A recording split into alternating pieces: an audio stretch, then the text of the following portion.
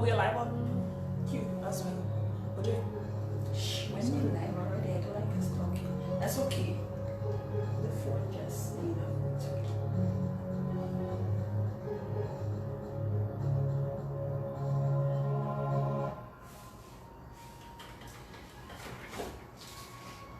I'm not sure what tone I should take this evening. This is the In the Spotlight radio show on Q95 FM radio.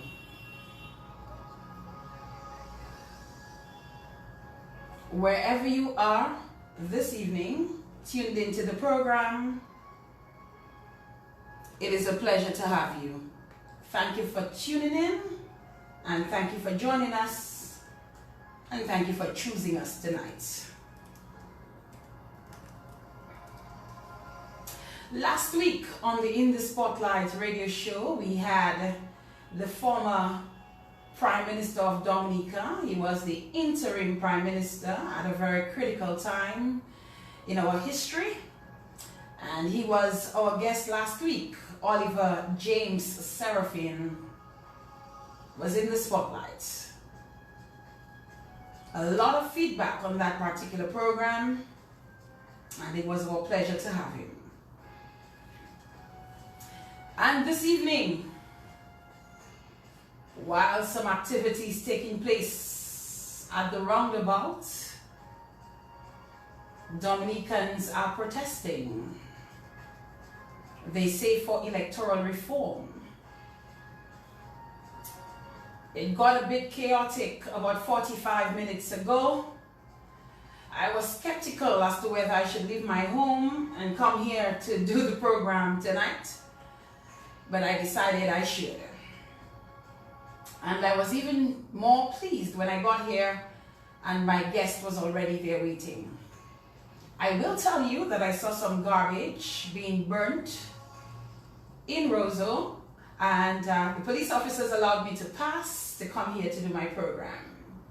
So let us hope that by the time we're done here, myself and my doctor and Kadisha as well will be able to find our way, make our way home. Tonight on the In the Spotlight radio show, I'm a bit nervous, I'll tell you, I'm a bit nervous, I'm a bit scared about what's happening because we don't know what direction this is going to take. I don't mean to scare anyone, but I was very scared a while ago earlier on while I was home, looking at Facebook and looking at the Facebook Live and seeing what was happening on the streets by the roundabout close to the Fortune Hotel, next to the Negmawa statue, as a matter of fact. And then I got into town, and then trying to get to Q95, I saw the garbage on fire, and I saw, at the time it was plainclothes police officers, but there were police officers there, and they were already redirecting traffic. And again, I thank them for allowing me to come down so I could be here. My guest is Dr. Hazel, and I learned yesterday Maria Shillingford-Ricketts. So I learned that yesterday when she sent me her video, and I'll tell you, when Doc sent me this video, I actually wrote back to her and I said I actually shivered, and that was the truth, because when she spoke about what we're going to be talking about tonight, I was like, oh my goodness, this is going to be an emotional program, and I hope that I'm emotionally ready for the program tonight. So let me say good evening to Dr. Hazel Shillingford-Ricketts and welcome her to In the Spotlight. Good evening, Vidina and her assistant. Good evening to our listening public, and hope that we enter into a zone of peace soon. I do hope so, Dr. Ricketts. And I know you've already stated your good evenings to all those who are listening, but I must, because of what is happening at the moment, I must ask your views before we get into your story as to what you think about what is happening right now in Dominica and at this moment as we speak. Well, Fedina, first of all, it's unfortunate that the situation had to escalate to what it is now, and we have no way of predicting where it is going. But the bottom line is that these are citizens of Dominica who are making a request which is quite reasonable, because all other countries in the world have addressed such matters, i.e. voters' ID card and cleaning of the electoral list. I think these are reasonable expectations of citizens of a country. And so I would appeal to the protesters to be calm. However, I would appeal to the authorities that communication is key. And the best way out now is to establish a line of communication between the President's office and the leaders of the protesters, that we can get a way that is amicable to most, because everybody sitting on their side of their fence is not going to solve the problem. Mm-hmm. From what I've seen, they're asking for an audience with the President of the Commonwealth of Dominica. If you were sitting in the chair of the President of the Commonwealth of Dominica tonight, as we speak, what would you do? Well, I don't think tonight is the time for him to meet with them, but I think a communique can be sent out saying that he would meet with them at some time and some place in the presence of persons who are very neutral and can moderate such a meeting, and everyone put on the table what their concerns are and take it from there. But we've got to establish a line of communication between the President's office and the protesters, because this thing is only going to escalate. I was about to ask you, how far do you anticipate this may go? Well, Fedina, as a young girl, I was around for May 1979, and I was living in Rosefields Lane, and I saw what happened, and I saw how quickly it escalated, and I saw what the outcomes were, and I would hate for us to go back to this era. And so Mr. Sagre was the leader of the movement then. He knows what happened, and I think he should look back on his experience and try to mitigate any negative outcome in our country. We do not want to go down the track of May 1979, and I think he's the best person to try to deal with that situation.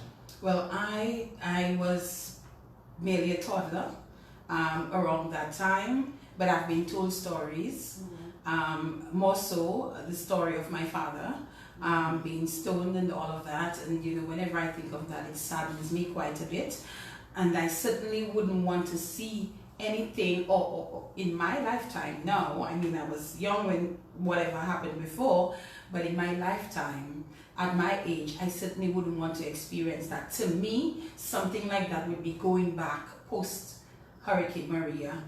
Probably that is what we'd probably be going to, and I certainly would not want to see that dog. Well, I saw it live and direct, and I was young then. It was like an adventure to us, but it was led by young people who felt they had nothing to lose. Okay? Now I have children, I have a grandchild, I have a business, I have my home, and so I'd really not like to see unrest in the country. But when you are dealing with active, agitated young people who feel that their voices are not heard, that they are not listened to, then you are actually putting fuel on the fire, and it is not going to end well if we do not contain it, even at this stage.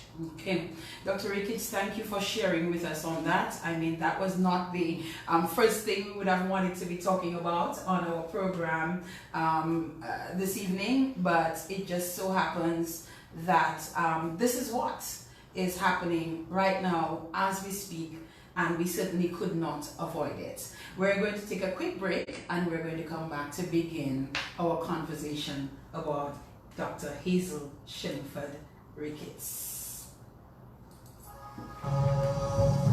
In the Spotlight on Q95 FM radio every Monday night from 8 p.m. In the Spotlight, featuring people from all walks of Dominican life, spotlighting their triumphs and tragedies, dreams, hopes, aspirations, untold stories, touching the human and personal side of our people in politics, religion, sports, business, music, culture, the media, and more. Getting to know our farmers, our public servants, youth, and the ordinary Dominican. Listen to their stories. No limitations, no restrictions, no holds barred. In the Spotlight will also spotlight interesting topics, issues, and relevant situations. Don't miss In the Spotlight. 5 FM radio every Monday nights from 8 p.m. In the Spotlight.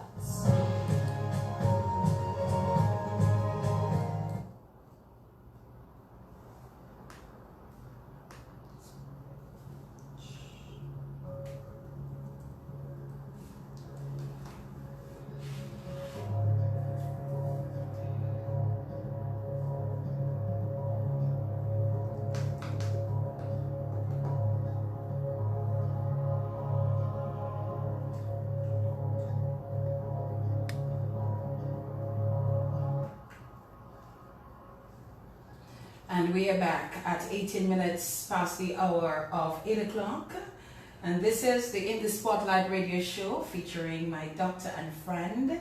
And I say friend because, you know, sometimes, well, she's my eye doctor. And sometimes when I go to her office, we always take a little time and have a bit of a chat. And I always enjoy that. So I feel less of a patient and more of a friend. And she does take very good care of me as well. And it is my pleasure and my honor to have in the spotlight tonight, Dr. Hazel Shillingford-Ricketts. And again, we'll go back across to Dr. Ricketts as we begin our conversation. Dr. Ricketts, so much to talk about tonight on the program, and I hope that we can get an opportunity to talk through it all. But first of all, Doc, by the way, I need to tell you, and I've said that to you in your office, and I'll say that to you live on the radio, you have such beautiful skin. Thank you. She has very good skin, and I see you are embracing your grays. You're embracing your grays, Doc. Is it that you're no longer interested in coloring or whatever, or are you just aging gracefully? Well, first of all, it's a cheaper way to put it. I see a lot of young people paying a lot of money to get the platinum look. So I figure if I have it naturally, why not flaunt it? And actually, I feel it goes quite well with me. So we're going to be with it for a while. For some time, we're going to be rocking the grays, yes. So that's beautiful. And it goes with you. It suits you well. So that definitely works. Dr. Shillingford, let's begin by getting a sense of who you are, where you came from. Yes. So basically, my parents were Hazel Pear. She was a telephone operator and a seamstress from the village of St. Joseph. And my dad was Thomas Hughes Shillingford. He was a civil engineer, and I'm still trying to find out if he was the first Dominican trained as a civil engineer. If somebody know otherwise, please let me know. And he was director of public works, and he hailed from the village of Kudwi Street, where Pastor Rodney is from. I'll tell you about Pastor Rodney. Okay. So these are my parents. I have one brother and sister by mother. You know our family dynamics here, right? Yes. And my brother is 15 years older than me. So by the time I was a toddler, he was off to the Royal Army, in the Royal Air Force in England. So I was not brought up with him. My mother had my sister and myself, almost like just two daughters, I'm bringing up. My sister is about a little over 2 years younger than me. Okay. She's Mrs. Janice Jaja Thomas, Director of Social Security. On my father's side, I've got 4 sisters and 4 brothers. Most of them are in Canada. I just have one living in British Virgin Islands. I was brought up in a single parent home with my mother and with my sister. I was born in Roseau, and though we lived at several addresses, most times we lived in Fields Lane at one point or the other. I was born in Fields Lane and then moved to another section. So a chunk of my life, my young life, was in Fields Lane. I was considered to be shy and cry. My mother used to say I was a she. She, yeah. Yes, if I fall, I'll lie down on the ground and cry until somebody come pick me up. And so, but I think that happened because my mother had her little girl after having a boy for 15 years. Okay. And so everybody petted and pampered me, and she had been in her late 30s, so I was a precious. And then my younger sister came, and she was very assertive. You can read between the lines. And most times she behaved like the bigger sister. And so, but from very young, I was put in my place by my mother. She said, your surname is Shillingford, but your pocket is Pennyford. So just get it on, because I had lots of cousins in the area that, more financially endowed, and she didn't want me to have unnecessary expectations of her financially. And so my mother was a drama queen, and we'll find that out as we go along. And so, but generally, I had a happy childhood in Roseau, because as a telephone operator, she could afford to provide us with most of what we needed. We had gold chain, gold bracelets, she used to dress us nicely, and whatever it is. But she was placed on early retirement, and financially things just changed for us. And so, but in Roseau, my upbringing there was exemplified as it takes a village to raise a child, because I was surrounded by a number of grown-ups. Miss Vayo, who was the mother of Reverend Porter. You had Miss Alice Willis, who was the founder of the credit union. You had Miss Burton of Miss Burton School, Miss Winston of Miss Winston School, and so these people all took a part in your upbringing. Before Mommy reached home from work, they all gave a report as to what we did or didn't do in the house. And so, but I would like to single out a few of them who were particularly helpful with my upbringing. Number one was Mrs. Rose Johnson. First of all, her school was the first Teacher Rose was the first school I attended. But then also I was in Brownies and Guides and Rangers under her guidance. And when I came to choose a godmother for confirmation, I chose her. Okay, so your parents allowed you to choose? Yeah, well, my mother had somebody else in mind, but I told her this is who I wanted. So she went along with me, and so she was very instrumental in guiding me as I grew up. The other person was Miss Antonia. And Miss Antonia, I don't know if she passed now, but she was over 100 years when I last inquired. And she was the mother of Ted Daly from DBS, remember Ted Daly? Of course. And then grandmother of Alvin Thomas from CSC.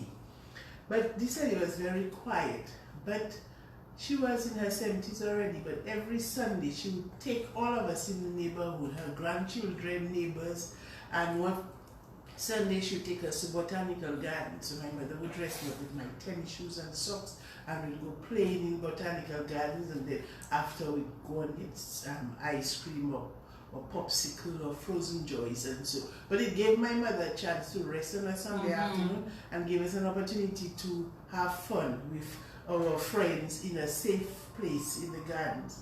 If she didn't take us to gardens, she would take us to the sea. And the sea where she took us was behind the infirmary.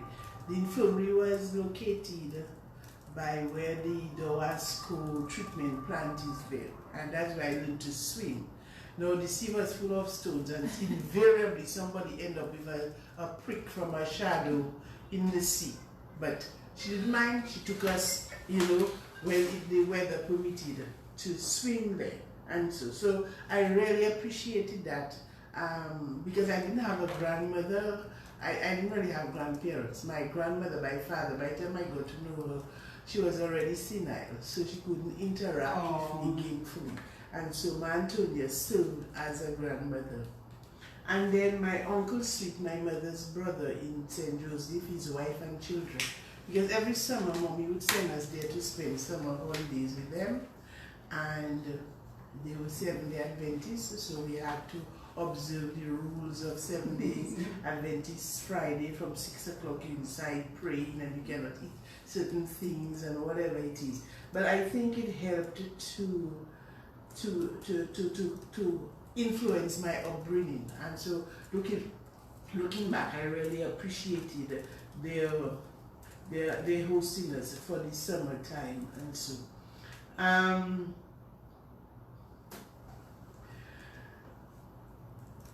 as I said, my mother was a loving and caring lady, and she held that, God bless her, with 2 daughters in her late 30s. And her objective was to make sure we got an education to make a life for ourselves, a better life for ourselves. Because she had the experience of missing out on what she considered her life. She had her son young, and she wanted to do nursing. Because she wasn't married, she couldn't enter into the nursing profession then. Really? Yes, you had to be married to have a child to enter into the nursing profession. And then an aunt of hers wanted to take her to States, but it was a problem with the son. And so her sister, who did not have any children at the time, took the opportunity to go to the States. And when she went on pension, at that time people were migrating to the Virgin Islands, but she just couldn't stand to leave us behind for anybody. So she just decided to stay back and look after us, and that she did. And she marshaled us to make sure we focus on our school work. If it's one activity my mother never missed, was PTA meetings. Yes. She couldn't understand physics or math, but she'd open that text, that exercise book, and figure you got too much wrong, or you didn't write on the line, or your handwriting was untidy. So the mere fact you know your mother was going to go in your exercise book, you made sure that it met her standards of being a good student. And so, and she was very strict with our friends. I have some friends that still recall encountering her. On a Saturday, you cannot pass by my home. She'll run you out. Oh my. She says Saturday is for young ladies to clean their house. Yes. Wash their clothes. Iron their clothes. Wash their hair. So if your mother don't have that for you to do, my children have that to do. Go at your home. And she was very strict about that. And so I stayed pretty late at Teacher Rue's. I think I left there at about age 7. And I think it's because my mother was waiting for my sister to reach the age to move to St. Martin's School together with you. Both of us, you know. And so, so because of that, I went straight to Standard 2 in St. Martin's School, and this was under the guidance of Sister Borgia, and later it was Sister Anne, and so. And in 1970, I started at the Convent High School, and I captured the top prize on graduation. Is that so? Yes, diligence in 5th form. And then I was also listed in the Chronicle newspaper as the #1 for Convent GC results. And so, you know, I had some successes there. However, I was not a perfect student. I liked talking. I was always talking.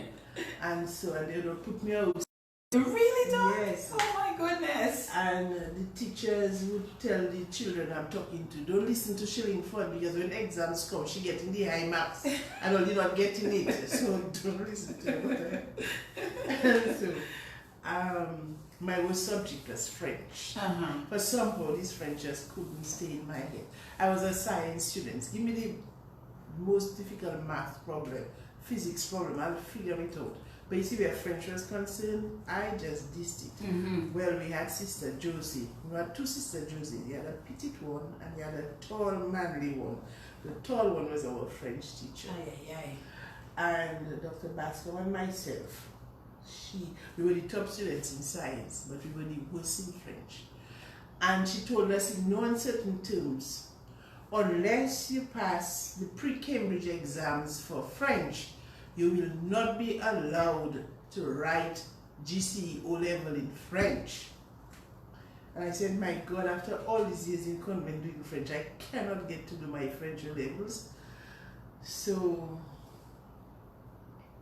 my father, by that time, he was in my life, and I sent to tell him about that. And he sent me a number of Cole's handbooks on French. And where was your father? In Canada. He was in Canada, okay. And the big 33 RPM record on French.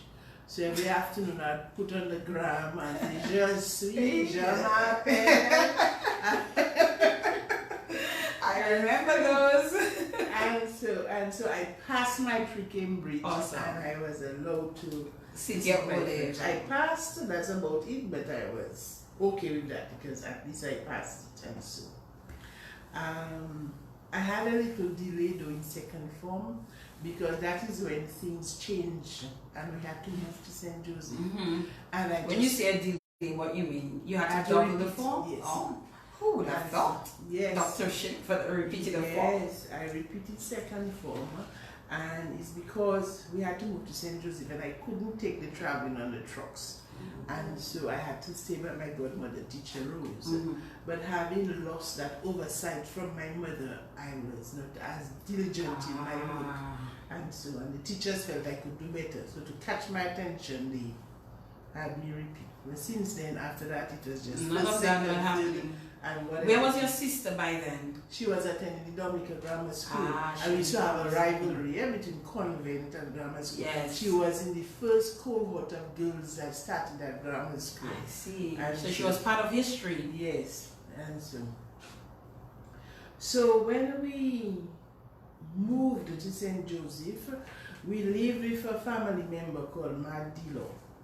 Madilo is a well-known lady in the community. She was the grandmother of Jeff Joe from Granax. Okay. And the grandmother of Tiani Bianzi. But by that time we knew Tiani as Bobby because his name was Robert Douglas. So when I heard about this Tiani, I said, that's not in the mind of this young fella. It was Bobby. Bobby was our little sweetheart. He was a very nice young man growing up.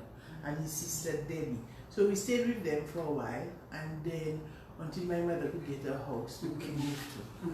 But the house we could afford to move to was a one-bedroom house, a one-room house. We divided into for bedroom and living room, outdoor kitchen.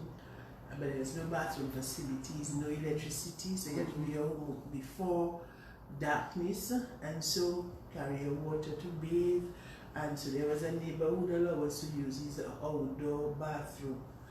But sometimes people get fed up and they feel that you have outlived their hospitality, and so you go there to be when you just with a big padlock on the door. So you have to go elsewhere and get a bucket of water and do whatever. So where would you do number 1 and number 2? Pit toilet? No, in the pail. Dark. Yes. And most times my mother would deal with that. But sometimes as a bigger one, I had to deal with it and don't go when the sea is rough. Because it would just so you had to go through it. Oh my God, Dr. Ricketts. Yes. So you had to do that. So you had to take the pail of stuff. Yes. And go to, how much did you have to walk to the sea? Not that far. Not that far. No. And you go very early in the morning. So your friends wouldn't see? No, they wouldn't see. So, but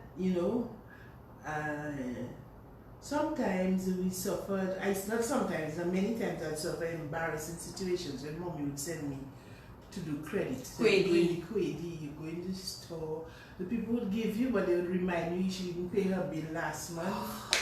Or if you go for the bread, they would look for the most brown bread in the basket to give you and say, since for the poor malady children, we are giving only the bread, but only mother owe me money still.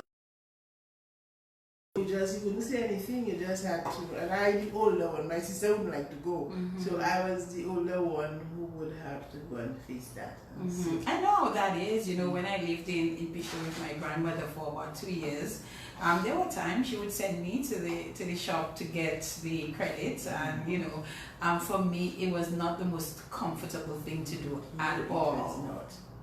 But you have to leave. And then we had to travel to school daily on the trucks, okay? And you had to get up early in the morning and go by the main road. Now, this brings back to mind the central city I knew. Because when you went there early morning, the street was teeming with people. You had school children and civil servants taking the truck to go to town. You had farmers with their farm hands going to the country. You had construction workers with their contractor going to their construction sites and so. And by the time they all leave, the village is empty, left only with housewives and like the seamstress and tailor, but quiet because most people had gone out. And you found that on Carnival time, people would come from all over the island to jump up on the Gramax. You have big crowds going round and round the village, jumping up. And Grand Bay and St. Joseph were the two villages that never put on their sensi. They jump up with sensi, and believe you me, they had scouts for the police. And once you see they say police, the first door that opened, they used to go in there and jump under the bed, and they were hidden by the old ladies and so. So they never gave up their sensi. And I didn't like the sensi because I wasn't sure who was behind it. So sometimes they used to use it to intimidate you and so. But you know, you used to have on the weekends football, Somerset Club with cricket. You used to have ladies playing rounders and so. And so it was a very vibrant community. So now when I listen, I hear St. Joseph is one of the poorest communities. I just figure I cannot believe my age. It breaks your heart. It breaks my heart. It really breaks my heart. And I'm really looking forward for this community to get back to its heights because there is a lot of potential in that community. And so we used to, then by mid-morning the fishermen would come in. And every day Mom used to go to the bayfront to buy her fish, fresh from the boat to the pot. And then on the weekend she'd buy beef, she'd use the bone to make soup on a Saturday, and then to stew on the Sunday, or maybe chicken, stew on the Sunday, and so. So this was what the village community was, in addition to church on a Sunday. Feast of St. Gerald, October 16th, was a big feast. People came from all over. The churches would be packed. And so I haven't been for a couple of years now, so I don't know where it is right now. And the church played a very important part in my life. I suppose because we did not have much funds for me to engage in other stuff, I just had to gravitate to the activities that didn't call for money. So going to church.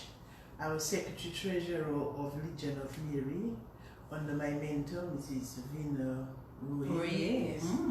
I was catechist, I was in the liturgical committee, junior choir, and so.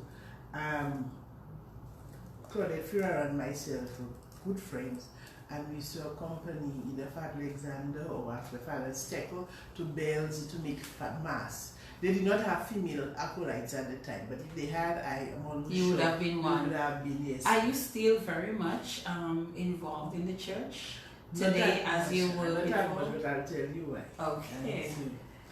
And actually, some people, just recently, as a year ago, a retired teacher from St. Joseph to me, she said, "Doc, I really thought you were going to become a nun, you know, because I was just so involved in the church." And so, and then mommy didn't give us much leeway to do Much else, commercials. yeah. And then I was also a girl guide under the leadership of Jocelyn Ferraro, because I couldn't continue girl guides in town, so I had to transfer to St. Joseph. Now, having a scientific and inquiring mind, I would always be poking at things, unscrewing and screwing. And one of the things I did, I dismounted my mother's sewing machine and I couldn't put it back together. And the lady lost her livelihood because of that. You cannot be serious. Yes, darling.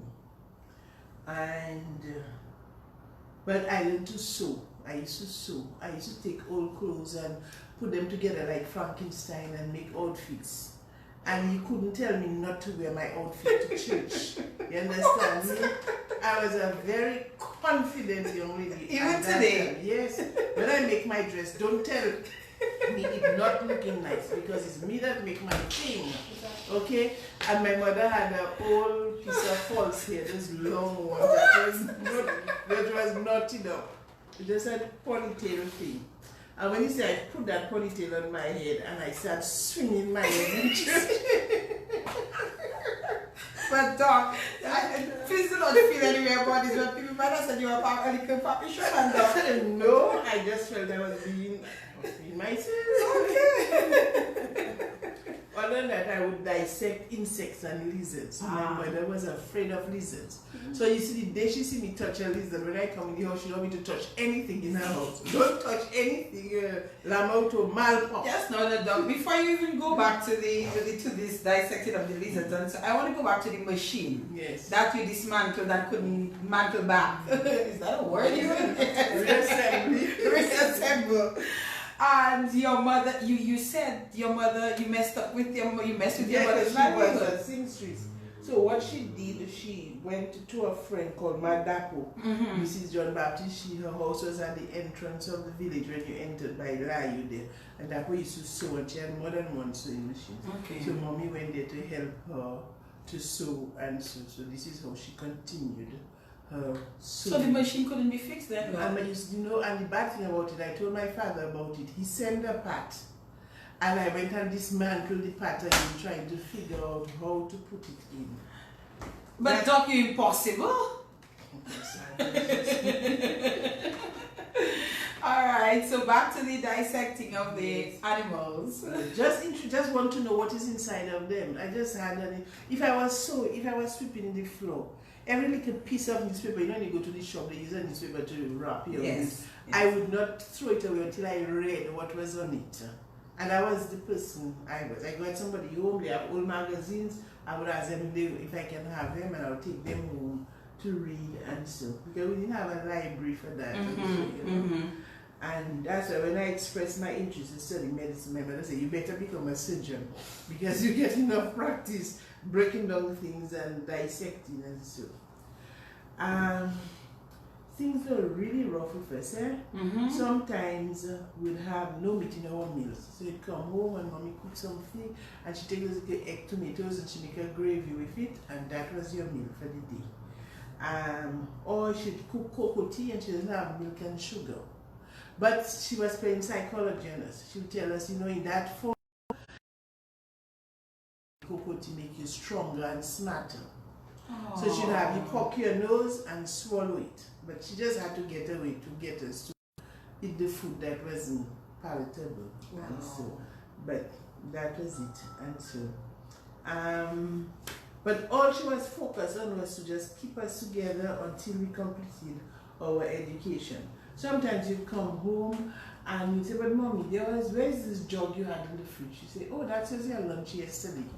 Because remember, she was in Roseau. She had all her little parangles from Roseau. And she came down with it, came down to St. Joseph. Most times she'd have to sell those things to raise money. Because the pension was just so small that most times our name used to be on the list for not paying school fees. And so a lot of little embarrassing situations. Yes, but may I ask, Doc? I know you said your dad was in Canada at the time. Was he caring for you all in Up until then, he was in my life, because my mother, for him, she cut away from him. So no contact with him. One time teacher was make a malay and he was visiting by my aunt and she sent me there to meet him and he gave me $1. I don't know if you know where these red dollars. Yes. And I was so happy. I went home and bring it home. Mommy took the $1. She tore it up and she brought it and she threw it in teacher's face and told her she didn't send her to get father for her child. Okay? And so we lived separate lives. And she'd go as far as cutting her dresses, and nice dresses, you know, to make clothes for us, so that we could step out with her nice clothes when we're going out. But that is what you call a mother making sacrifices for her children. But Dapo now, she had a daughter who was one of my brothers, my father, was godfather to her son. So when she came down on holidays and she met me, she said, oh my God, you cannot be living, you know, your mother can't be having hard times like this to look after you. And your father is a big engineer in Canada. Mother can afford to support you. So I told her, I didn't bother talk to mommy about it. So she had to take me behind mommy's back and I had to write a letter to my father. I am like a pen pal, you know, I am that height, that color, this is my favorite subjects, these are my hobbies, whatever. And then my brother was the first one that responded. He sent a little 20 Canadian for me. And then after that, Danny started sending. And then he came down to Dominica, he came to visit me. He set up a bank account so I could get money every month through that account. And this really helped to alleviate a lot of. How old were you around that time? About 15. Okay, still at high school? Yes, still at high school. And I don't know if you knew Mrs. Abbott Shillingford in convent. She was an older teacher. No, I didn't go to convent either. Oh, okay. I went to grammar school. Okay, so she was like a terror on my tail because my father was her husband's uncle. Okay. So if I just tried to Malkawi, she should say, I will tell your father. So I had to keep on the straight and narrow road. And the other thing is that my father, if you ask him for a book, he will send 10 for you. But don't ask him for anything else like clothes or whatever it is. He was another one who was very strict on getting an education and and he had just come into my life and I didn't want to disappoint him. So I really worked hard for both my parents. So you had quite a number of things driving you though, yes. To succeed where school was concerned. Mm-hmm. Your father concentrating on sending you school items, your mother focused on education, whether or not you could understand what you were doing, yes. and this one lady who threatened you that if you didn't do whatever, you know, she would get your father for you or inform your father. So you almost didn't have a choice. No. And I want to ask you though, Doc, in terms of your living circumstances, your family circumstances, your mother's finances, was that also instrumental in giving you that extra nudge, that extra drive that you wanted to succeed? Yeah, because she always motivated me. She always said that your situation now does not define who you're going to be later. You get an education, you can get a better job, and you know, and she'd point out to people in the community who had succeeded. You know, look, you know, John or Mary, how they did well, they're working in, you know, this place and how they are better. So she was really a motivator and always kept us on our toes. If somebody got pregnant in the village, you swear it was us. She would come and bang in our ears and remind us about boys and whatever it is. I was afraid of boys. I just felt if I looked at a boy too hard, I'll get pregnant. My stepmother did the same thing to us.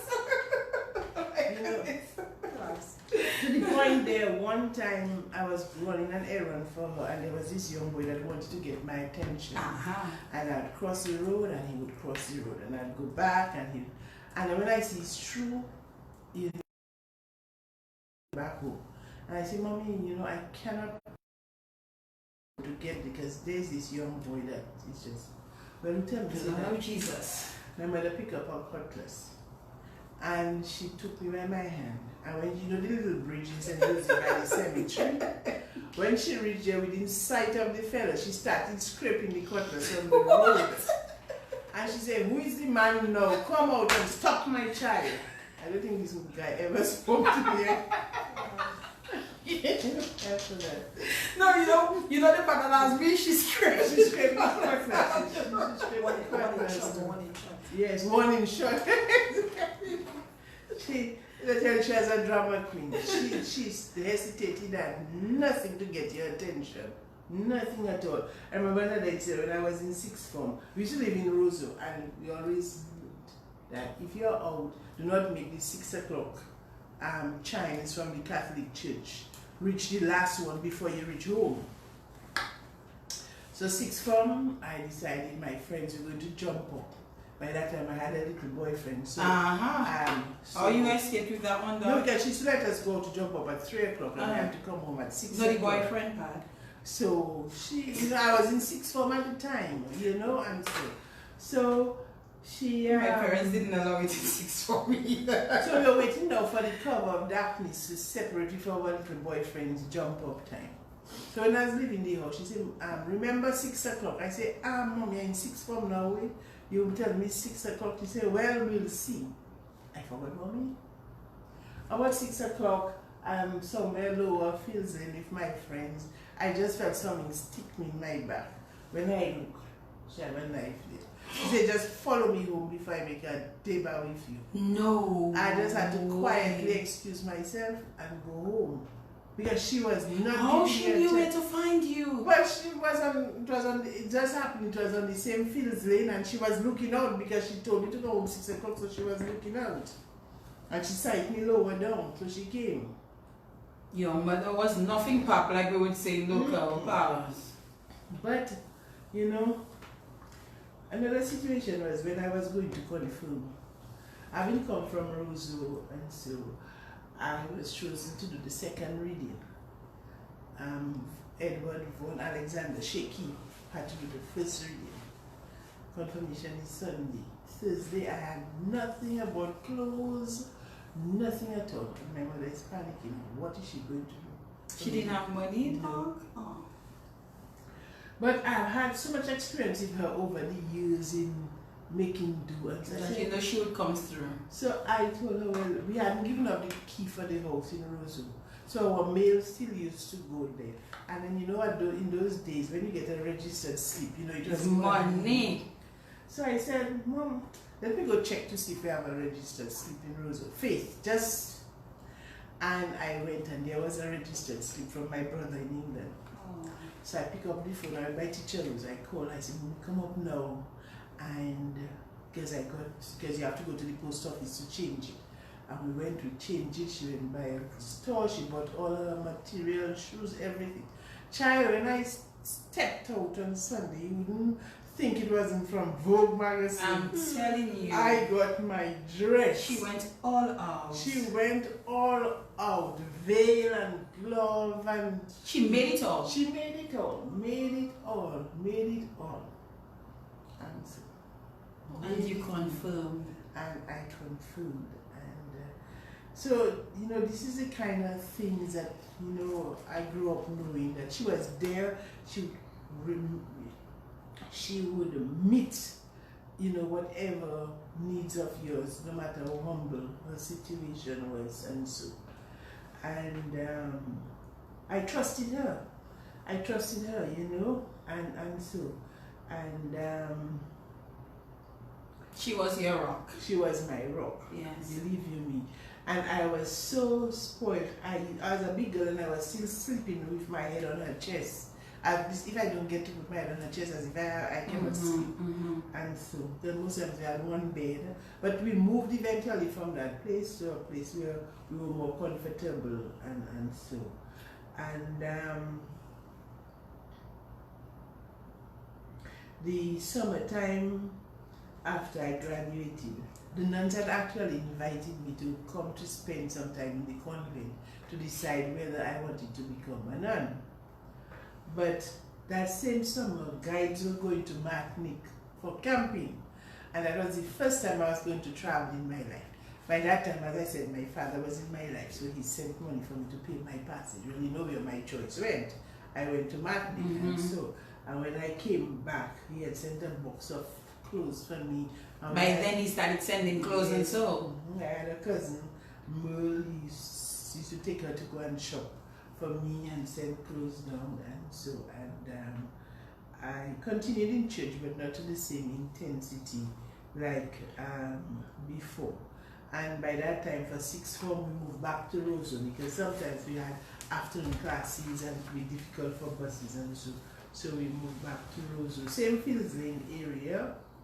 And that's when I encountered the opposite sex now in class, because remember I was in Martin School and convent.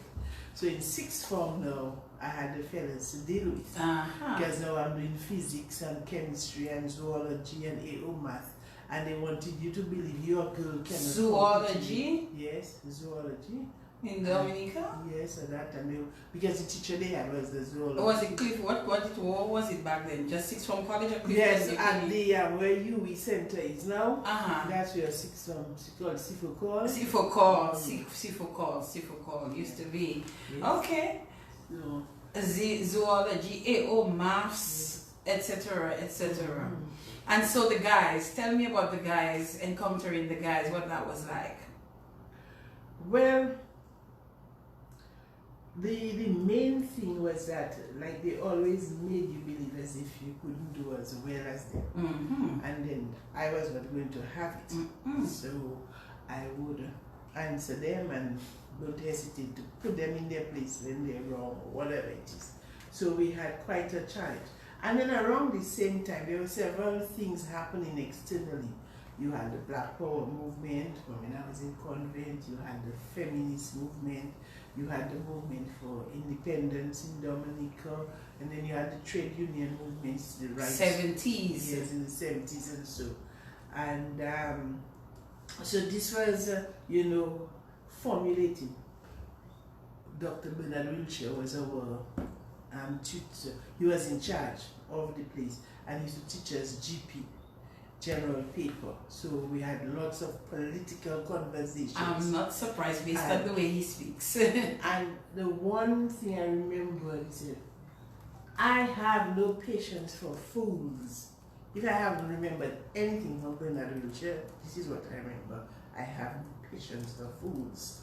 And so, but it was very dynamic. He taught you to be confident and to look at the social issues and to discuss them and to have an opinion and so. So it was good because at the time we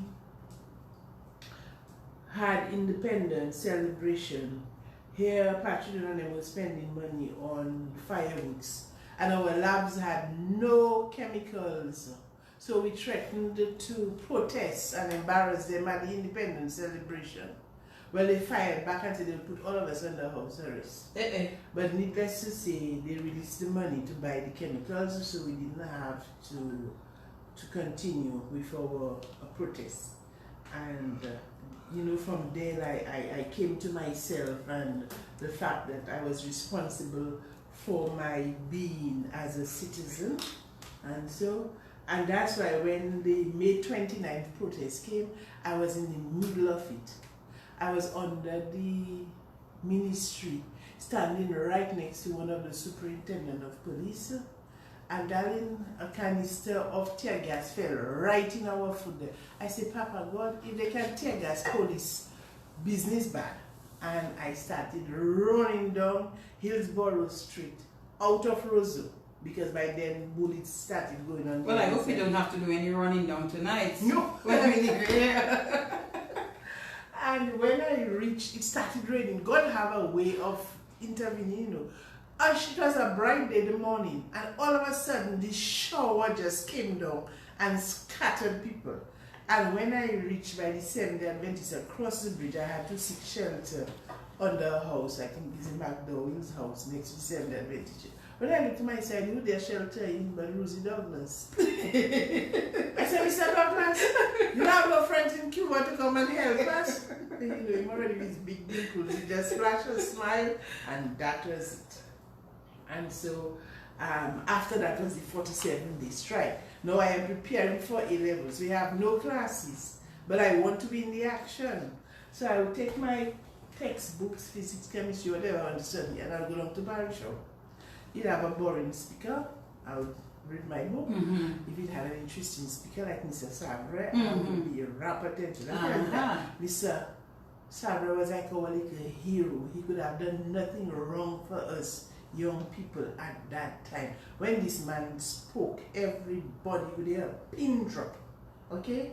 And this is why now I kind of feel a little disappointed, because if what is happening now had happened in 79, I knew exactly where he would have stood. Mm-hmm. He would have stood with the people demanding their rights. Mm-hmm. So I don't know why he is not responding to the people's rights like he did in 79 and so.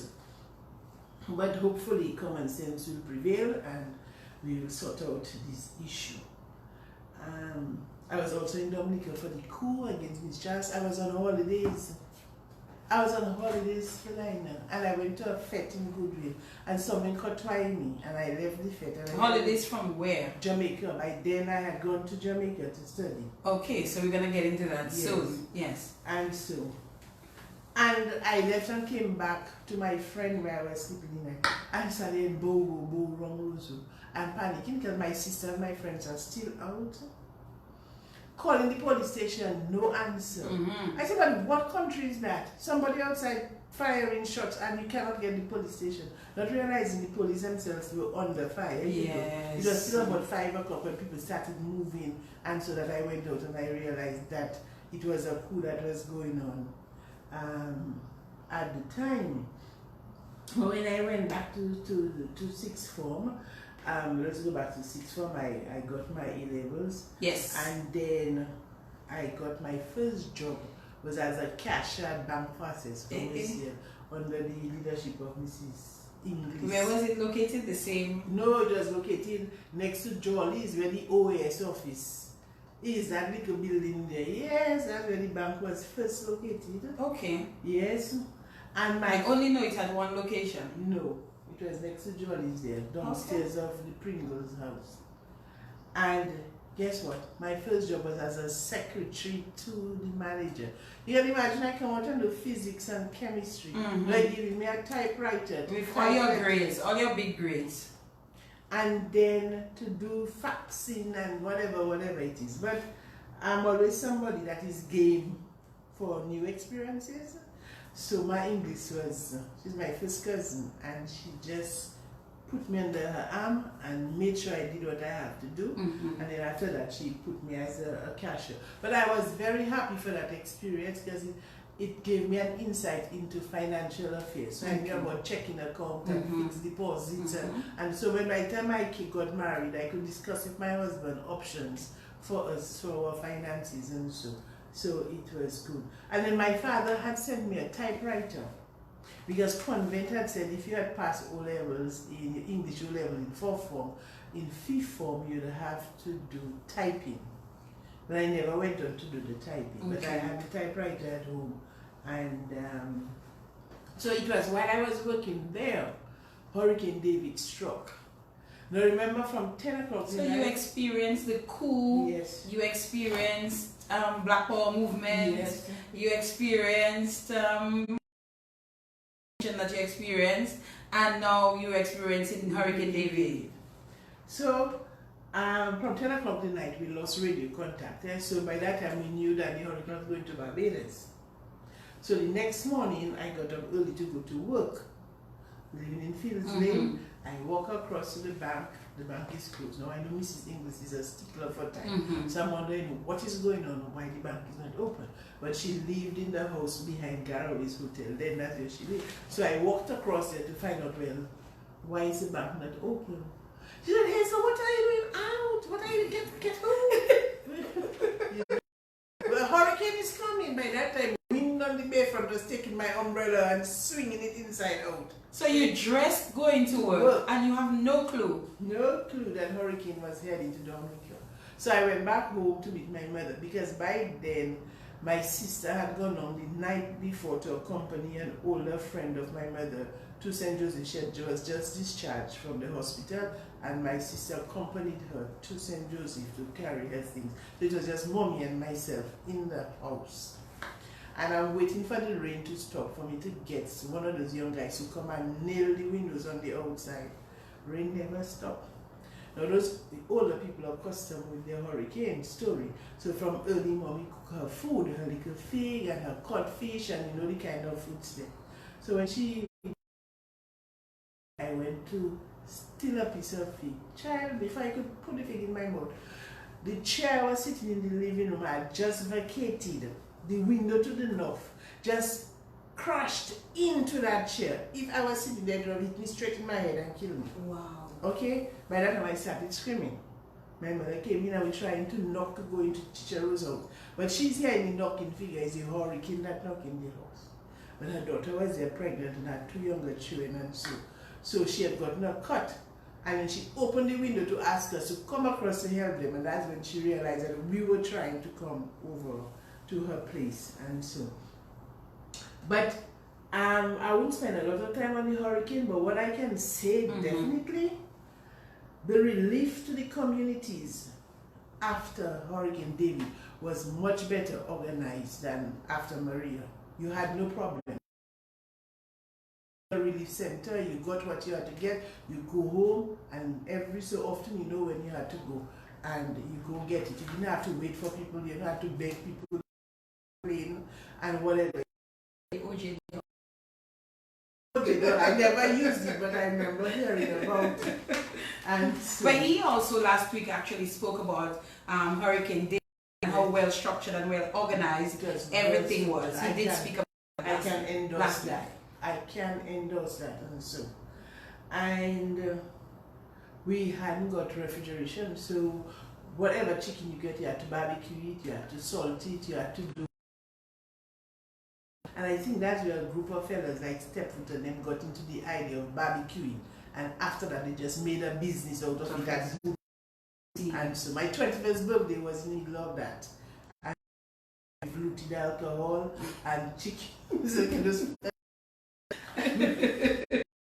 had a pajama party, posing, and whatever. You had to make the best of the situation, you know. And so, by 1980, I started UWI, Mona Campus. Let's take a break, Doc. We're going to come right back as we begin to talk about Doc's journey to doctorhood. Can you say that? All right, it is 8 minutes past the hour of 9 o'clock. I know my good friend Omar Monel is not going to be happy that I've not yet spoken about the GoFundMe for the program tonight. It's been a little bit slow taking off, and I really do hope that those of you who love and appreciate this program will make the effort to yes, we'll make the effort to make a contribution to the GoFundMe for the program. As I said, you know, it's just about getting some things updated, you know, doing some good relates. So don't forget, the link is somewhere on my Facebook page. So if you go on there, you'll find the link. And if you're committed to making a contribution, as I've said before, it's once you're I mean, this is not about forcing anybody to do this, but once it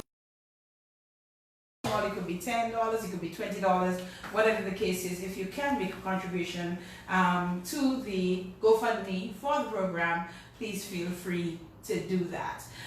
We're taking this and then we're coming right back with Dr. Hazel Shillingford-Ricketts.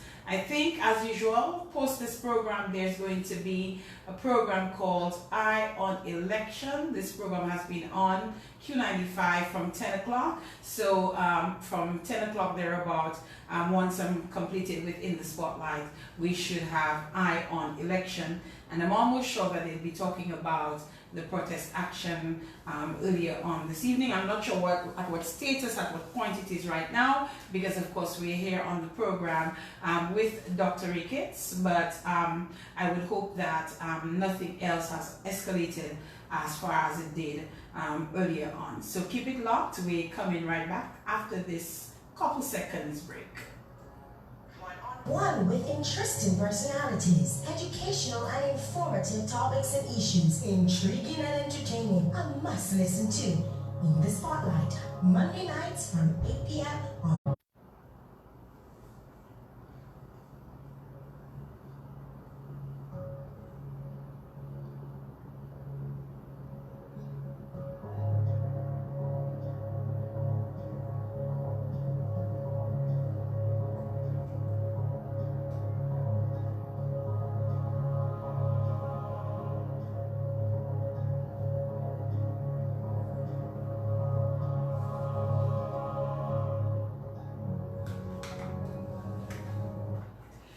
And we are back at 11 minutes past the hour of 9 o'clock, and we want to proceed as we want to ensure that we get all the information that by the time 10 o'clock comes around.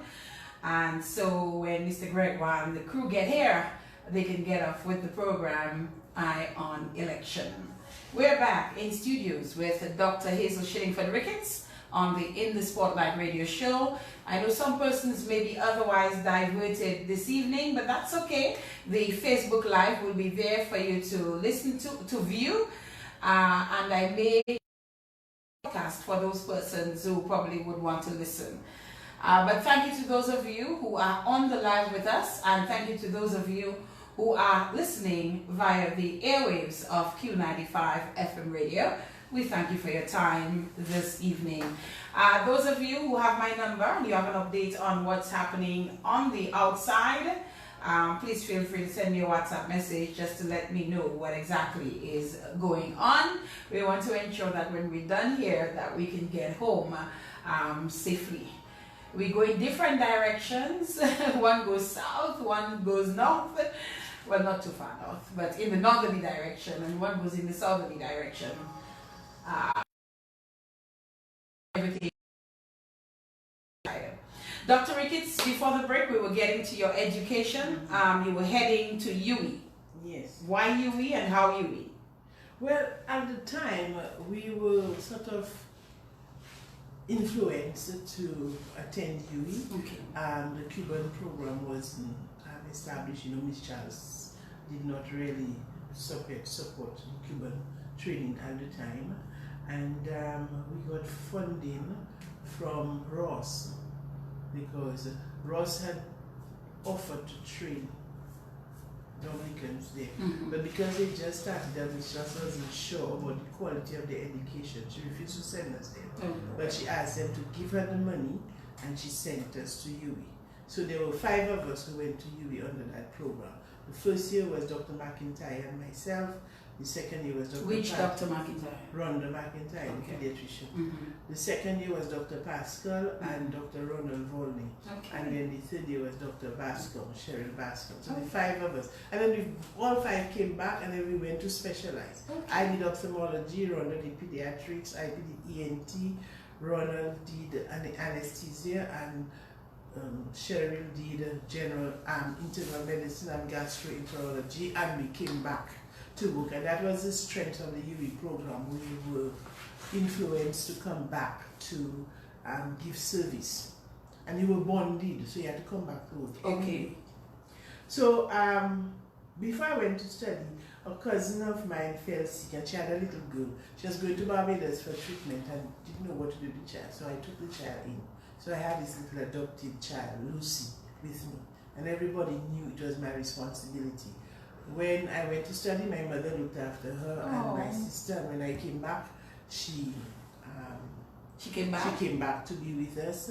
And from the time I met my husband, I told him I had this girl. All my friends knew. I had this daughter, Lucy. I'm going home. I have to shop for Lucy. And so he accepted Lucy even before we met her. And she stayed with us until her first sister adopted her and filed for her to go to Canada. I don't know if you must have met her. She's Lucy Hammond, very energetic. I know Lucy. Of course. Lucy, and she was always like that. Eh?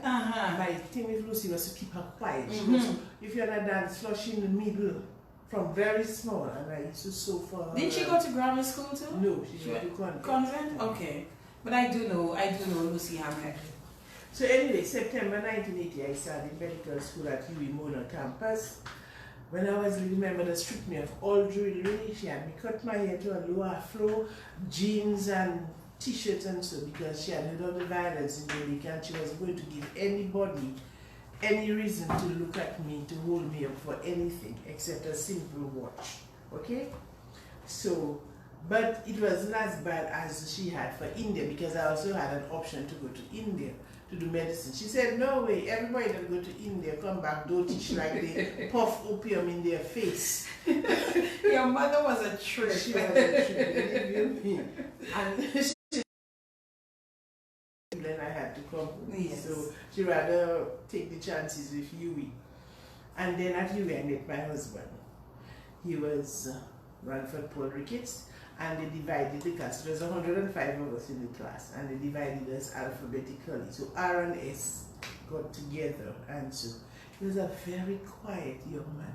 You know, he would be in a group there with us, and after about 2 weeks, the lecturer would say, "Young man, do you belong to my group?" And everybody would say, "Yes, yes, yes, he's been here from the first day," but he was so quiet and unassuming, okay?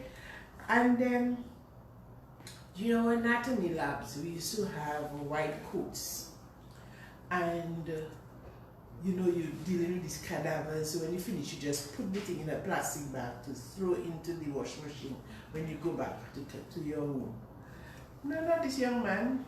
He would find an empty table. He would button the shirt from top to bottom and break it like a brand new shirt, put it in a plastic bag and put it between his books, because he lived off campus, so everything had to fit in his little school bag.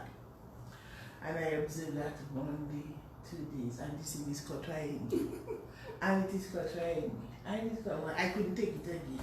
One day when he was, I just passed and I just pulled the coat from his hand, and I tortured it into a ball, and I put it in the plastic bag, and I said, "God damn it, man, this is how you have to deal with a dirty lab coat. You thought I would just leave it like that? No way." I went on to tell him, "You remind me of a man that was brought up by a picky old grandmother." Well, Mr. started laughing. I'd never seen this guy laugh before. And this laugh is going on and going on. So right now the joke is on me, because I cannot figure out what I said to make him laugh. When he eventually stopped, he told me, you know what, he was born in England, his mom died when he was 7, and his dad brought he and his younger sister to be brought up by his grandmother in Morgan's Pass. And because it was her little English grandson, she made sure that everything was done properly for him, because she had destined him to become a doctor. Okay? So I felt so bad. Because you used the grandmother you made the grandmother reference, etc., etc. Dr. So Ricketts. I started apologizing profusely to this young man. But what I didn't know was this man was already looking at me long time. This tall, slim, curvaceous, pretty girl from the Caribbean with a lovely accent. Aye, aye, aye. So that just gave him an opening to deal with this young man. No wonder he started laughing. And he said he made his vow at this time that he had to teach this woman a lesson. Okay? So we would talk, we were friends, we would meet, we would study together, and it took a couple of years eventually. By the way, he lived in Jamaica? Yes. With his grandmother? Yes. Okay. So it took a couple of years, we got closer, and then we got very close friends, and then eventually just drifted into a love situation, and so... A love situation. Yes. And so this is how I met my husband, Okay. and so, and you know, he was such a gentleman. When you say I used to work on call, he used to bring lunch from your dinner. And it wasn't big things, no? A little luncheon meat slice, a little rice, sliced tomatoes, but he used to take the skin of the tomatoes and cut it in one long thing, and then fold it up like a rose and put on it and a little sprig of parsley and bring it for me for my lunch. And so he was very good at those sorts of sentimental things, not necessarily with plenty money, because both of us came from very similar backgrounds of hard times. He was brought up with his grandmother in a house without electricity, with a pit toilet outside kitchen, cooking on wood. And so, Well, at least he had a pit toilet. yes. So, you know, when we started speaking, he realized that I had a similar background to him, and so he wasn't embarrassed to open up to me, because he had always told his grandmother he was not going to embarrass her by just bringing girls there. The day he brought a woman there, know that this is the woman he's going to marry. So without I even knowing, the grandmother knew that I was his pick to marry, and so. But from the beginning, he made me know he was the head of his family. Okay? We can have our disagreements, but the final say is his. Okay, and were you fine with that? Well, you know, I would say my piece, but eventually I would make him, you know, if it was that important to him, I make him make the decision. The good thing is that if he made a decision and he felt if he had gone my way would be the better way, he would be man enough to come and tell me, you know, Hazel, if I had done it your way, it would have. Okay. And I never reproached him, I would just smile on the inside. That was maturity. Yes, I would never put it in his face. So we had that understanding. And I'll give you an example of that. The children know Daddy is the head and the final say is with him. So one time Mario came to me, wanted to do something about something, I told him no, and he argued. I said, well, you know what, Daddy is the final say in this house. You're not getting anywhere with me, go to Daddy. That's it. So he went to Daddy, he made his case, and the father turned to him and said, young man, the only way I can help you is to teach you to understand the word no. Is it N or the O you don't understand? God, Mario flow out of the room. I don't know, I waste my time. You and Daddy and Mommy have all your head in the same hole. But you know, when we got married, you know what, how he didn't have savings, but his grandfather taught him they would buy a cow or a goat, and so when they had an expense, they would sell the cows. So when we were getting married, he sold a cow to buy my wedding ring. And that's the same wedding ring That's the same wedding today. ring, I have one. Alright? The other thing he decided, most Jamaicans are not Roman Catholic, yeah? And he was not. He was Presbyterian, and we don't have Presbyterian religion here. Well, the Catholic people make a marry and tell them they're not recognizing our marriage because we were not married in the Catholic Church. Well, that's it. My husband said he's not going back in that church, and his children are not being brought up in the Catholic Church. So we had to choose Methodist. And he had the final say, remember? He had the final say, Yes. so we had to choose Methodist as our religion. But you see, the day I had his funeral, the next week I went back to Catholic Church. Is that because so? I always told him that the day I can, I'm going back to Catholic Church. Are you serious? Yes. Doc, take us back to when you got married. Was it in Jamaica? Yes. You got married in Jamaica. Were you all still in school? Yes, it was in our final year of medical school. And we had our first son 4 months before our final exam. So things were really rough. My mother came up to help us, but you know, by that time we had to move out of campus because we're going to have a baby. We got a little flat that had no furniture in there. So my friend's mother, Anthony godmother, had to give us a bed and a table, and so my mother slept on a mattress in the floor. We'd roll it up in the day, put it in the corner, and we were in the room. We had no fridge, so I have a styrofoam box to put ice to chill whatever we wanted to chill for the day, and we cooked on a coal pot. So every weekend my husband would go to Papin as a medical student, buy his bag of coals, bring it down every morning before we left for the hospital. He would light the coals to make sure Mommy had fire to do her cooking for the day. Are you serious? Yes, it was just a couple months, but we had, that was our experience as medical students who got married. No, my father disowned me because he said he sent me to medical school to study, not and to you get married and have child. So he had nothing to do with He washed his hands. He washed his hand. Okay, so my mother there helping us with the baby, and so we did our exam. We were a bit apprehensive because it was very stressful. Now, when I was due to have Anthony, I scheduled it so that it would fall in the 4-week elective block we got on our schedule for our final day. So I was on call the night for surgery. I fell asleep on a table pregnant, you know, and I turned up the next day to the obstetric ward to have Anthony. When they examined me, they told me, oh, I'm not ready.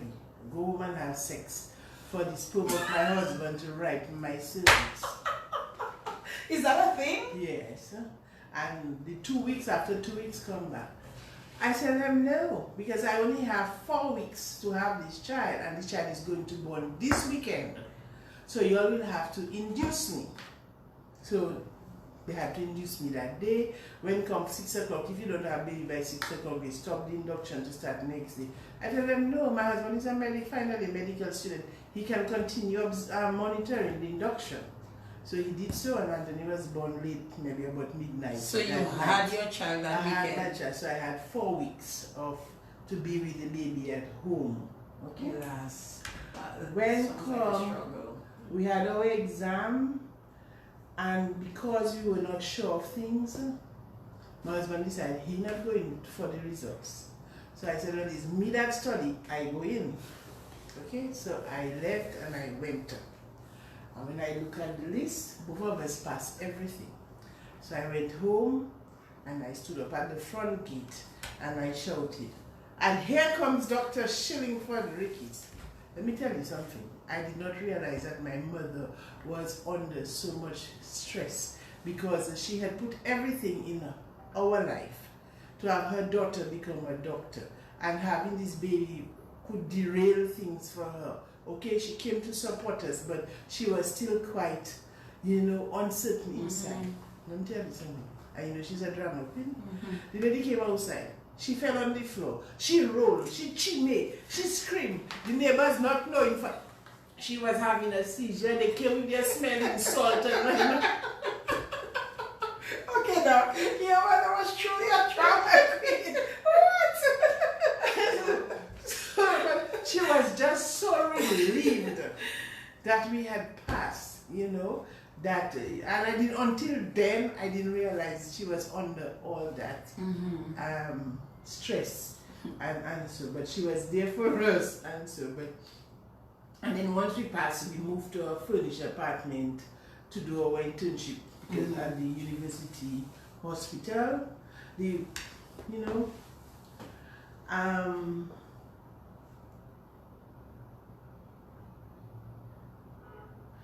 on my first salary as an intern, I bought a sewing machine because I promised my mother to give her back her sewing machine. Okay? The one you had décolleté. And I was going to bring it down when we came down to Dominica to work here. Unfortunately, she passed a couple months before I got to Dominica. She didn't get a chance to walk down the road in Dominica to introduce her doctor child. I tell you. So she died in Jamaica? She can't come back home after she helped you with the baby? Okay. And, but you know what? I know she's at peace. Yes. Because both her daughters, I as an ophthalmologist, eye surgeon, and my sister director of Social Security had achieved a very high level in our professional lives. And I'm sure she's looking down on us, smiling and contented that she had done her job, she did it right. It may have had some controversial moves, but she did what she had to do to get us on the street. I resolved it like well, I'll tell you this. After tonight's program, anytime I see you, I remember your mother. And the 3 things I remember was the carnival band with the knife in your waist, the dragging of the cutlass on the road, and the rolling, and all the drama when you actually became a doctor. I will always remember that. I just find that it's just so. Incredible woman, but I think at the end of it all, she had your best interest at heart. That is what it was for her, and you all made her proud, very proud as a matter of fact. And so I had to come back to serve my bond, and Paul had always agreed to come down with me. No, his relatives were not too happy because they felt going to a small island was a retrograde step. Yes. For him, he felt that he'd rather be a big fish in a small pond than a small fish in a big pond. He felt he could have spread his wings more in a smaller island. So he resolved himself to come in here. And when we had gotten a big back pay from the government in Jamaica, and we started thinking about furniture we could buy to bring down, furnish our house. And then he said, you know what? His funding for his studies was because of the socialist programs by Michael Manley. And so he had gotten part grant and part loan from the government. And he felt that he wanted to pay them back to make sure another child.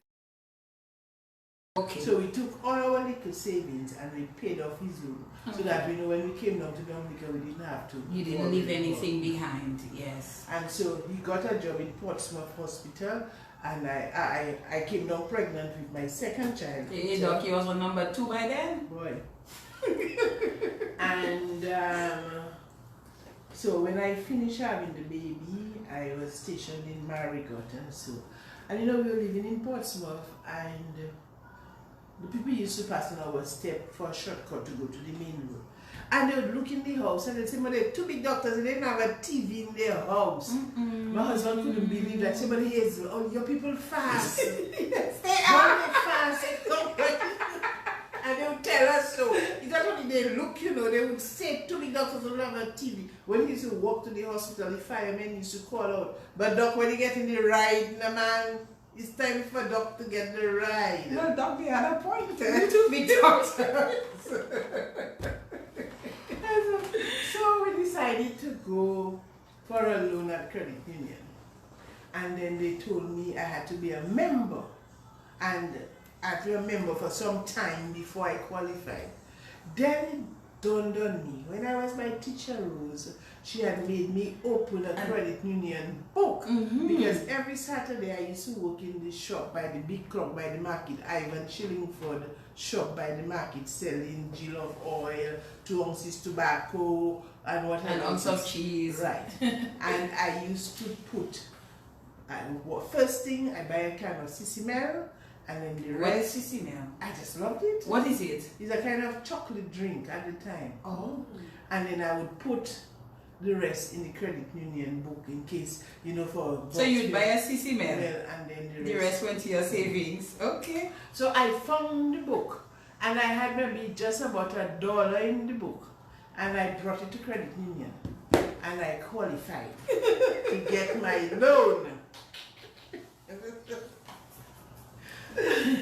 By that time, my father re-owned us. Okay.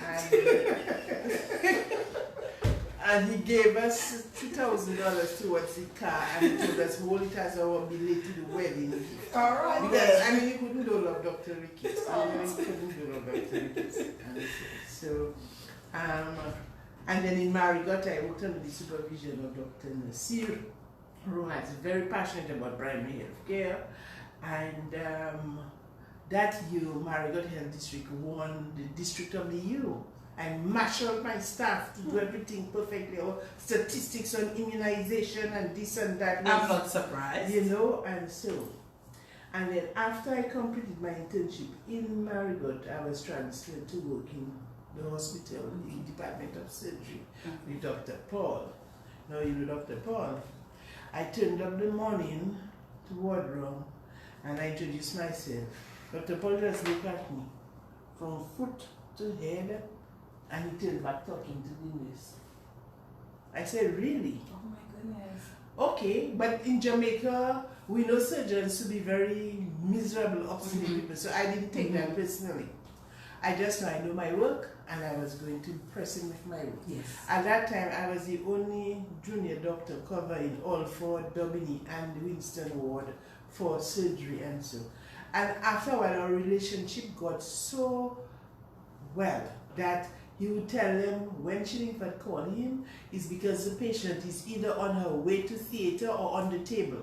Because I didn't used to call him for any foolishness. Right. I made sure I had all my T's crossed and my I's dotted. Except I draw the line. I said, "Dr. Paul, when I was in Jamaica, I used to be paid as an intern for working on call overtime. In Dominica, they were not paying me overtime. Customs were getting overtime. I tell me, doctor, after I hold me, I said, and you have to build yours, you have to buy your car. I said, I'm not, Dr. Paul, I'm not working overtime without money, no? And he totally supported me. Okay. That was good. So after 4 o'clock, I packed my bag and I got my home. But I would take sessions in casualty, they would pay me. Until one day he fell sick. And Dr. McIntyre, who was the DON McIntyre, who was the CMO, came to me and said, "Dr. Shillingford, we need you to provide emergency coverage for the surgical unit." I said, "True, doctor, I don't mind, providing you give me a letter say you will pay me." And I won that letter before. The same afternoon I got my letter and I started getting paid. Well, by that time the doctors in the other department started grumbling. Oh, Shillingford getting paid and they're not getting paid and what. Well, Shillingford made her request.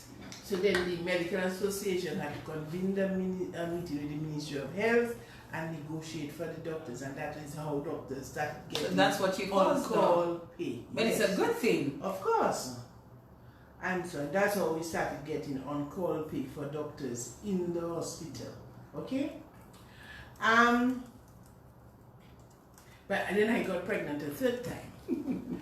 And when I came back in 1989, they took me out from surgery because by that time Pascal was back and he had expressed interest in surgery. Dr. Pascal? Yes. IP? Mm-hmm. Okay.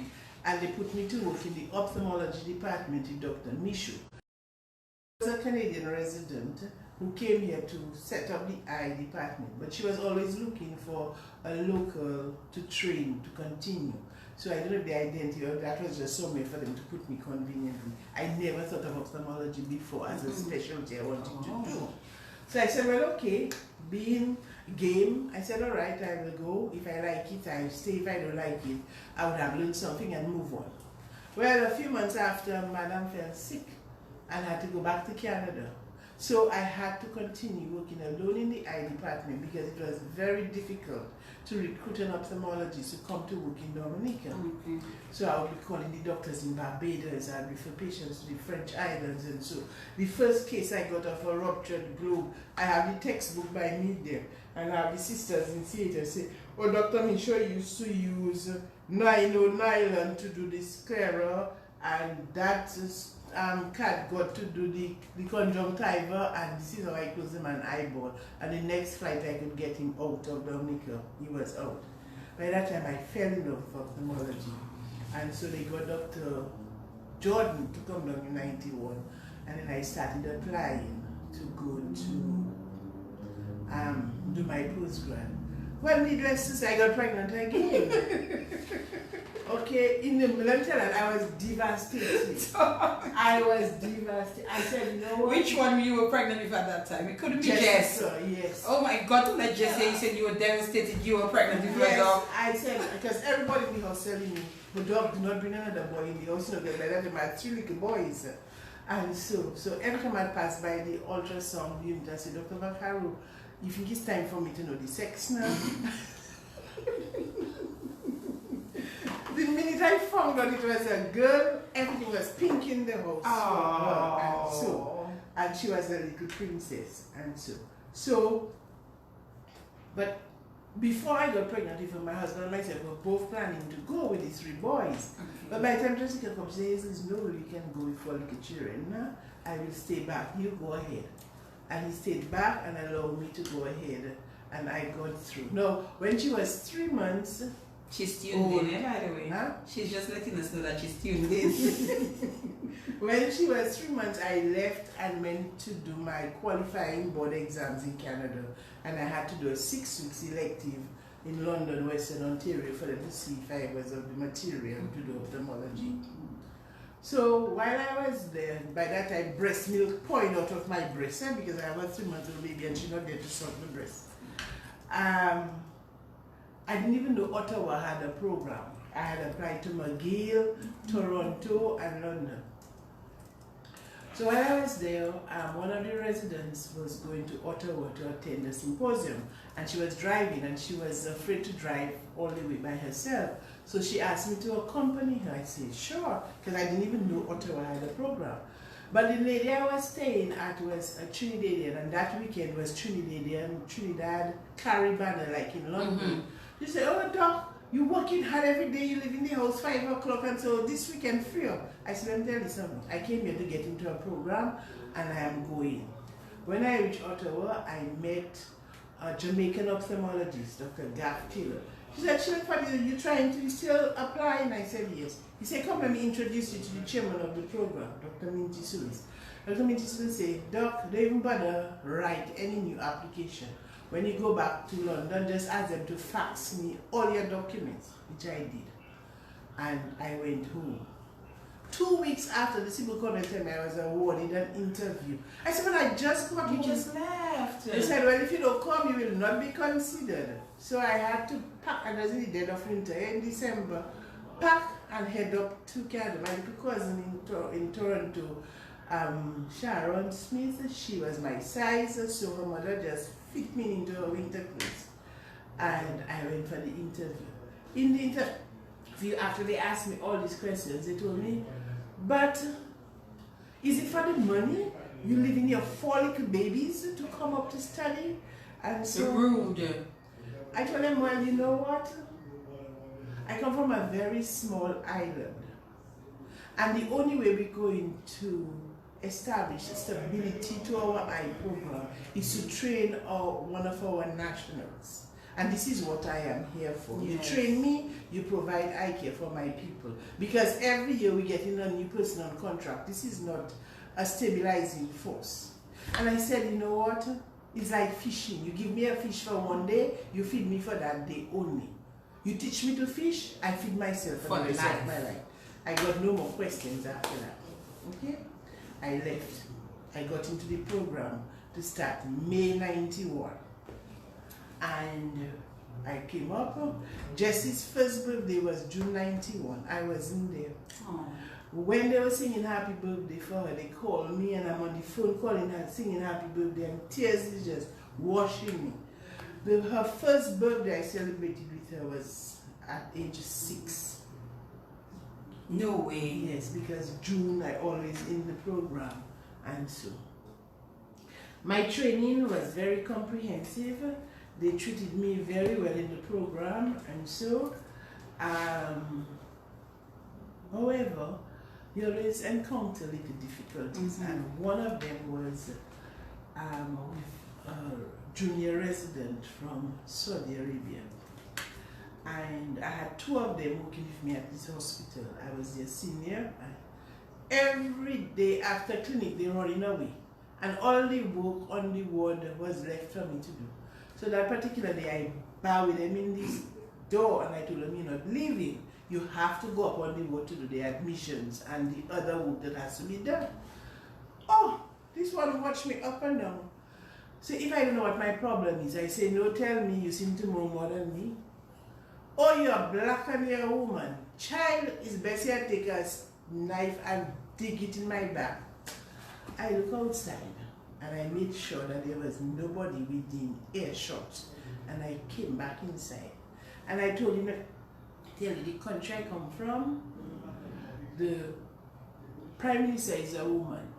The Speaker of our House is a woman. Damn it. Our judge is a woman. I'm a girl. Let me tell you something.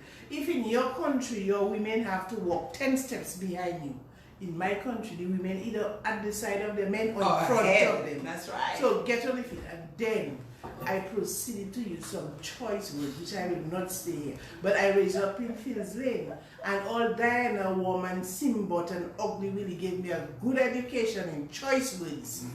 And I left them. Well, needless to say, they went to complain about my rudeness. They did? Yes. So, up until then, they still felt they had the upper hand with me, you know. So the staff man told them, well, Dr. Shillingford is our best residents. Take and that. They knew those studies were lazy guys. That's it. So I said, do you have any other problem I could help you with? So they left his office.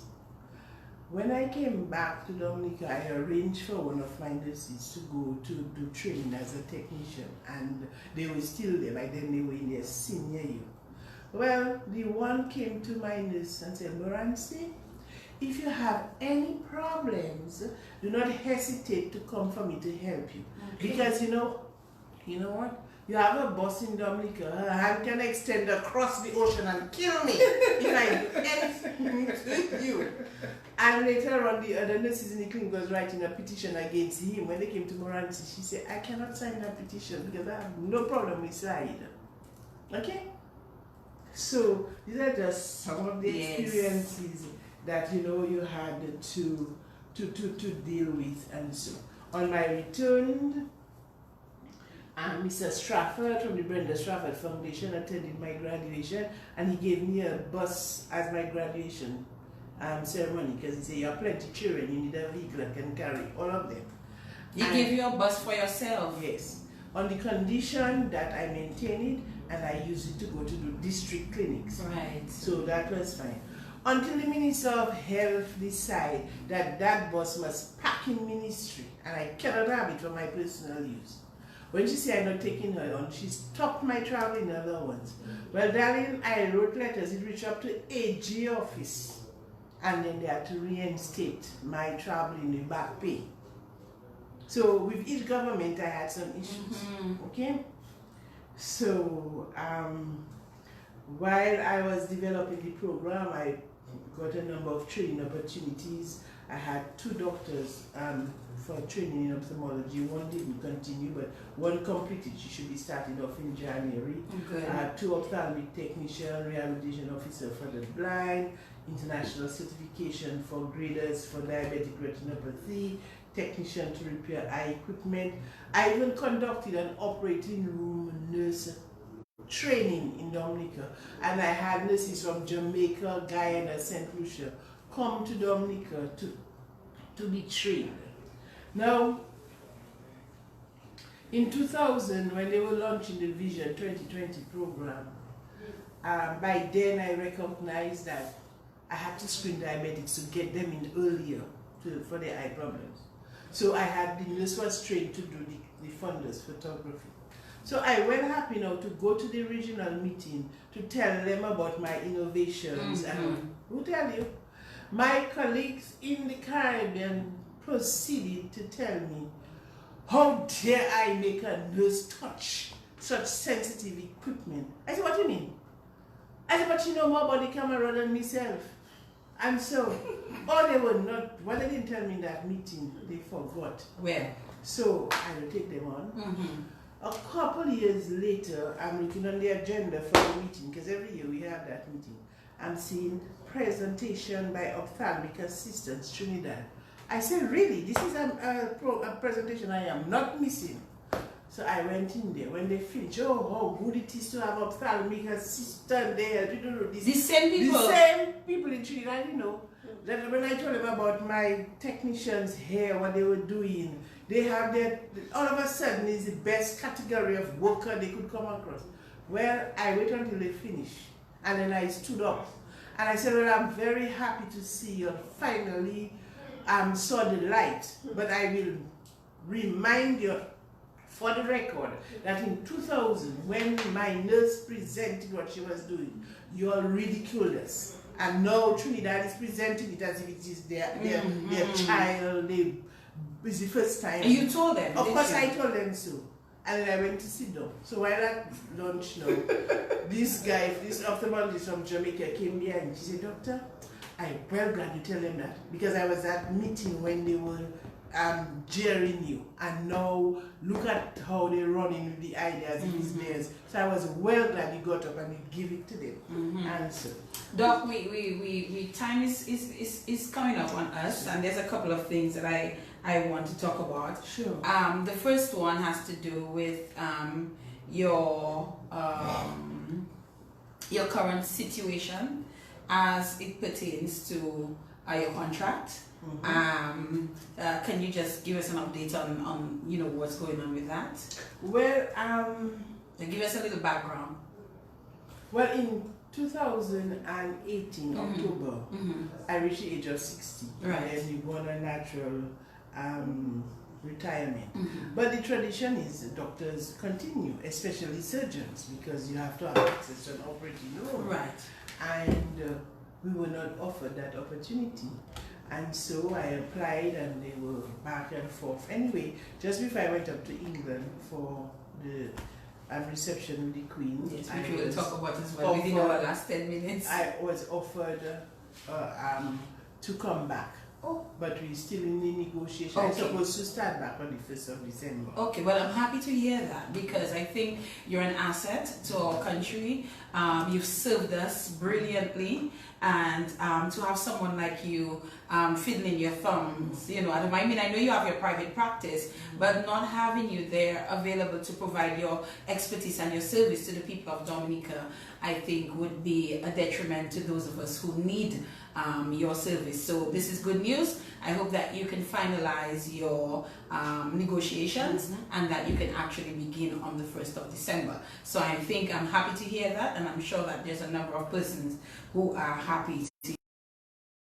Well, is there anything else around that you need to share with us before we move on? Because there's two other things that I would like to speak with you about, and your family is very, very important to you, very, very dear to you, and within a short space of time, you experienced the loss of your husband, and your son had a major accident. I think the first was your son, was it? No. Was the husband first? Dr. Ricketts, from the way you spoke, I could tell that you and your husband had a very good relationship, and you produced some beautiful children, very beautiful children, handsome boys and a beautiful daughter. What was that like for you as a family, one, and when you eventually lost your husband? Well, in early 2006, he started having some complaints dealing with his eyes, and I would examine him and do all tests and cannot find anything wrong. So I was going to that same ophthalmology meeting in July 2016 in Barbados. So I told him, well, come with me and you can go see a neurologist and have an MRI, because we have to do a bit more investigations. And so he did the MRI and they told him he had multiple sclerosis. Now, the month before, I had gotten in a very bad fall, and so I was scheduled to have an MRI myself of my back. Okay. And so, but because I was at the meeting, he had his before me, and he had gone to see the neurologist and had come back just as I was about to go into the machine. And then he mouthed to me with tears going down his eyes that he was diagnosed with multiple sclerosis. No, that was sad for him, because his sister-in-law, his brother's sister, had multiple sclerosis for over 20 years before she passed. So we all saw how she deteriorated, and so that wasn't something he wanted for himself. And so anyway, I went into the machine, and they put these headphones, and it was singing this Whitney Houston, and I will always love it. Darling, I pressed the button. I told them, get me out of the machine. And I went on the floor, and I screamed, and I screamed, and I screamed. And so, anyway, when we came back home, we wanted more answers, so we started going to different places for consultation. And they even put him on an experimental drug they had not even released yet.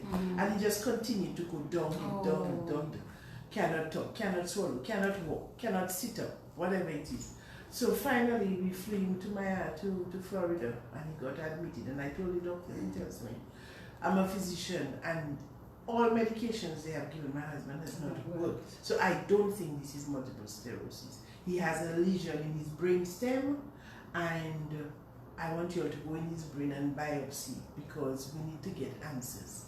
And they did, and it showed that he had a stage 4 glioblastoma, which is a cancer, right in his brain stem. And so it didn't make sense to operate, because he had already lost so much, and if they go in there playing again, they could have even killed him. So the children were all up with me in Miami. They are providing support. In the day I would be there on duty, in the night they would play duty. And he always said when he was sick, he wanted to have his children around him. And then we brought him back home. We had nurses round the clock, and had like a mini ICU and whatever it is. But you know, even with all what he was going through, he still had a sense of humor. So he would say he learned to use his left hand to write on a chalkboard, and he wouldn't say put on the light. He would say, and Paul said put on the light. And I remember our last Valentine's Day, I said, well, it's Valentine's Day, we should have a date. He told me, yes, I want to go in your bed. So he still had a sense of humor, and he, as he lost one form of communication, he would come up with another, until in the end, all he could do was open and close his eyes to respond to you, you know, it was really sad seeing this man who had so much to offer just lose everything like that. And so, but he passed what peacefully. age was he? He was 58. No, so we brought him down in December. January, Anthony had his accident. Yes. No, I had just come upstairs from settling him downstairs, and I had my phone in my hand. I was going to put it to charge, and then I heard Peter one scream downstairs. So I said, what again? So I looked out of my bedroom. I said, Peter, what's happening? He said, Mommy, Anthony, he had an accident, and they say he lost his legs. I said, what do you mean he lost his legs? By that time, I felt the life in my two legs were going. I was going to fall. By that time, the children had reached my bedroom. And I just decided, Hazel, you have to be strong. And I just went into doctor mode. I took the phone, I called the hospital in Portsmouth, I spoke to his friends on the side of the road, I said, make sure he has a tourniquet to stop bleeding. I called the hospital in Roseau, get x-ray, get surgeons, get blood, whatever it is, because that is how I could maintain my sanity. And then when he came up and I looked at him in the ambulance, I noticed both legs were bandaged and he had no feet. And he was taken to theatre. I went into theatre with him. When they took out the bandages and I saw the mangled flesh and muscles and bone, I said, Jess, Mommy cannot take it anymore, let's go. And I went outside in the kitchen, in the theatre there, and I went on the floor, and I screamed, and I screamed. And then I told her, you know what, I want to go home. I want to go to Daddy now. I had to go to him, and I went home, and I went on his chest, and I started crying again. I think he thought that Anthony had died at that time. He allowed me to cry. The little he could do with his fingers was just to tickle the back of my head, and that was so comforting and soothing. That I said, when I got quiet, he asked me, where is Anthony? I said, he's still in theatre. He said, Anthony needs you more than me.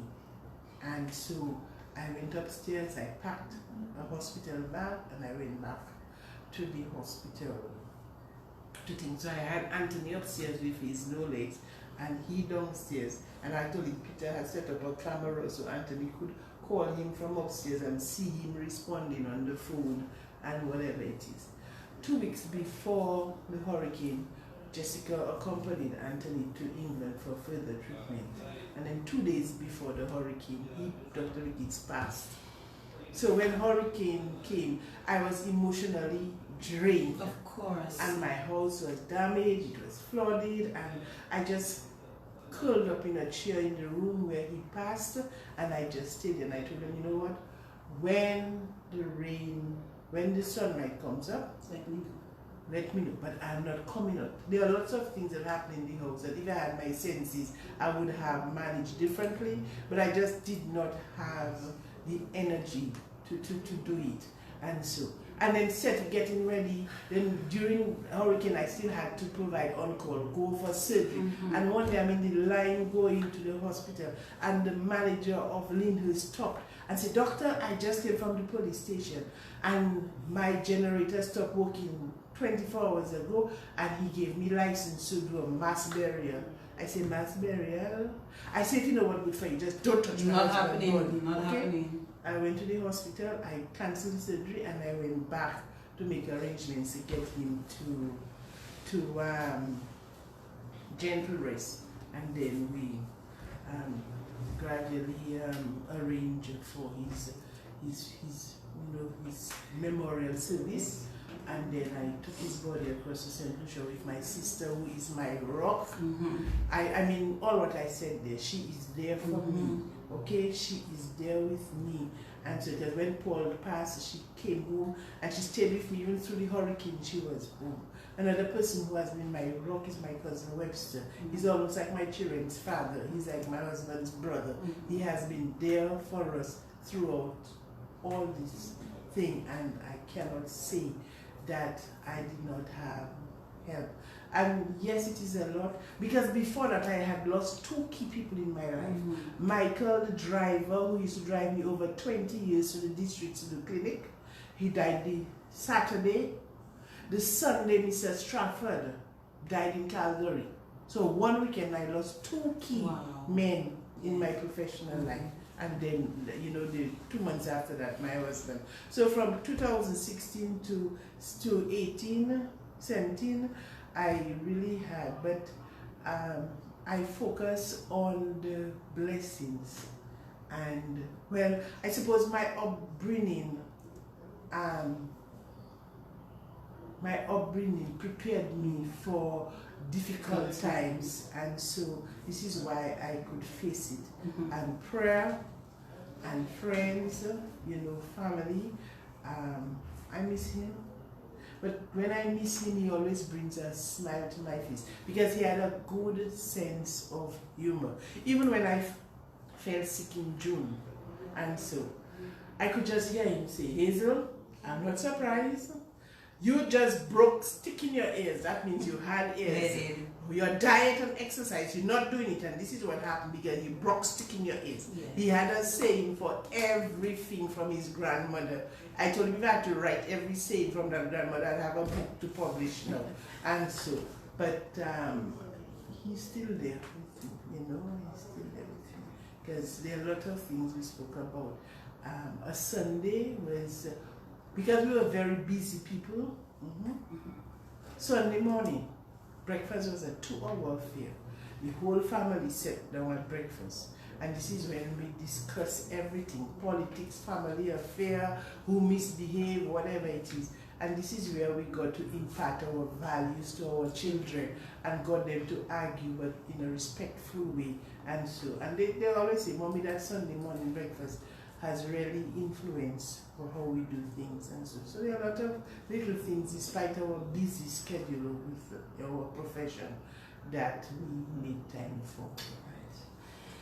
There's another program coming up next, so we have to wrap it up now. Dr. Ricketts, as we wrap up, a quick mention of your visit to Buckingham Palace, and then your final comments, so we can wrap up to make way for the next program, so, on election. So in 2005, I set up that screening program. It is the first mobile screening program in the Caribbean and in the Commonwealth. And so when the Queen set up her Queen Elizabeth Diamond Jubilee Trust, she provided funds for different Commonwealth countries to fund programs to prevent blindness. But in Dominica, because we had that program, they used us to give them experience to write proposals to establish it in other countries like Belize, Jamaica, and St. Lucia. And so we implemented the program, and we got additional funding to train another screener, get additional equipment, and so. So the program was just for 5 years, and so it is closing up at the end of this year. So the reception the Queen hosted was to thank the participants of the program for establishing a lasting legacy of her Diamond Jubilee. And she's a sweet old lady. Oh, she commented on my national wear. She loved it. Yes, she loved it. So I really enjoyed meeting her, and it was quite an honor, I must say. 60 seconds, we need to wrap up. Your final comments. Well, I'm happy that I could discuss with you. I hope I have somehow influenced a little girl going through hard times, that if she sticks to it, that she can become somebody important and achieve a career or get educated, and give mothers hope that they don't need a lot of money, but they have to be there for their children and motivate them to get educated. And so, and I'm really happy that I could share my experiences with you and the listening public. Thank you very much. This week, Michael Henderson called me a gem. I'm paying it forward and calling you a gem. Thank you so much, Dr. Shillingford, Hazel Maria Shillingford-Ricketts, for being in the spotlight tonight. We thank you so much for listening to the program. We'll be back here next week, God willing. Stay tuned for Eye on Election coming up next, right here on Q95 FM Radio.